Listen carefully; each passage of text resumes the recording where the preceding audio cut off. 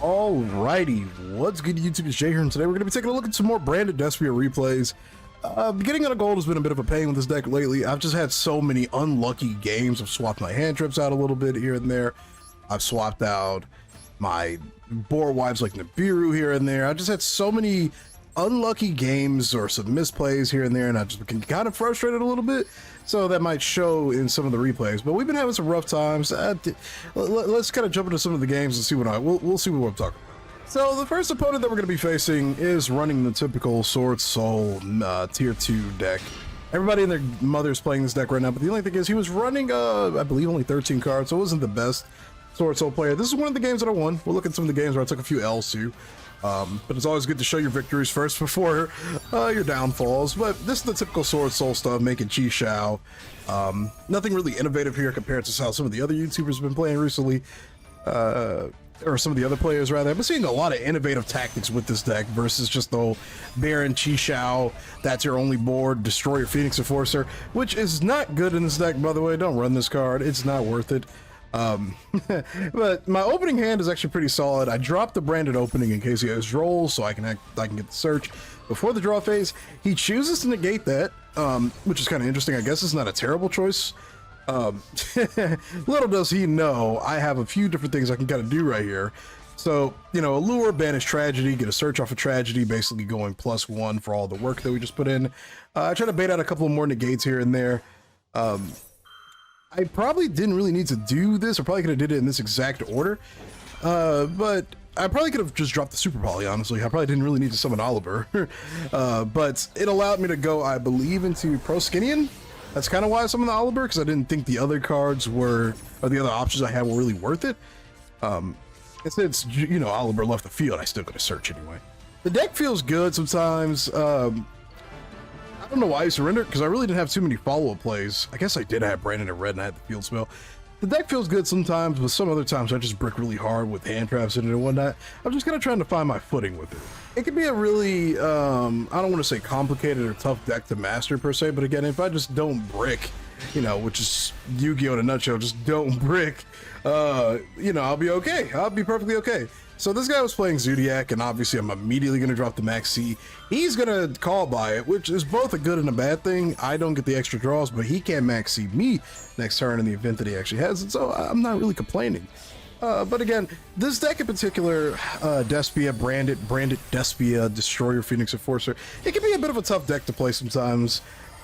It's nowhere near as good as its IRL counterpart, especially with all the new support we've recently gotten, you know, with branded Fusion, branded Resentments, Spriggan's Kits, the Tri-Brigade Mercurier. Once we start getting some more of the main deck stuff, the deck will be a lot better, honestly.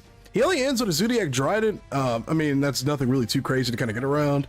So we're going to go ahead and do our typical stuff, search out all of our, do you call them extenders? I guess you don't really call Edge of Chain an extender. But we're actually going to go into Mud Dragon of the Swamp, so he can't target any of my dark monsters with card effects, pretty much. And he didn't realize that, you know, he can't target this card, so yeah, he unfortunately has to pop one of his own cards. And of course he's gonna pop, you know, his Trident. Actually, I said of course, but honestly I thought in the back of my head that he was gonna pop the back row. I didn't think he was gonna get rid of the Trident, but you know, whatever floats your boat. I can't remember what that back row was, but it had to be pretty damn important. No real follow-up plays. We're gonna go into Fusion Destiny, destroy Phoenix Enforcer. Gonna pop that back row, and thank God that I did, because it was literally evenly matched. I'm so happy I popped that. Though the amount of luck that I kind of have right there is a little insane, but I have no regrets. Destroyer Phoenix Enforcer kind of carries this deck, really. It's a very damn good card, honestly. It doesn't make a lick of sense how good this card is. He goes into battle phase, so I immediately kind of think he probably has another evenly, so I get rid of my Destroyer early on. Not that it really matters, I guess, but he does it. I don't know why he went into battle phase. So I cannot lie, Mud Dragon kind of carried this duel a little bit here. Just making it so he can't target my cards was a little insane. And then, you know, Destroyer just keeps coming back, and well, you know, what the hell are you supposed to really do about that, I guess? And he's gonna surrender. So we did good these first couple of games. Things were going really well, and then things started going a little downhill after that. Alright, so that's one of the downsides of playing Master Duel. You can't save every single replay that you come across, because then you have to delete some of your favorite ones. which sucks. Honestly, I really wish you could keep more than just, I think the max is 10 replays. So that actually, those couple of duels might be the only ones we get out of this video. I have to make a follow-up video, obviously, with more replays and more content to follow up with. I left the other matches in my match history, and I honestly did not know that they expired in that area after a day or so, probably 24 hours, I want to assume. Didn't know the duels that the replays themselves expired, so unfortunately I don't have the games where I took some fat L's.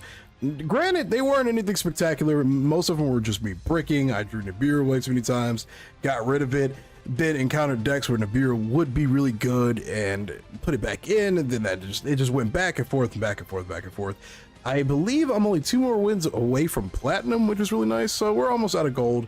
But gold, for some reason lately, has just been a nightmare. I've just been having a couple of duels where I misplayed or I bricked, and it's just been a bit of a struggle. So I'm kind of trying to find some footing with the deck. I'm going to keep tweaking it, testing some different versions of it, trying some new things in it, and I'm just kind of seeing where things go. Honestly, it can be a bit of a pain in the butt sometimes. I still love this deck though. Easily my favorite deck probably in the game right now. It's just a lot of fun. It's a fun deck. Thanks for watching. Sorry this video was a little shorter than I wanted it to be, but I promise the next one will have a few more, well, you know, legible replays, decent replays, I want to say. Thanks for watching. I'll see you later.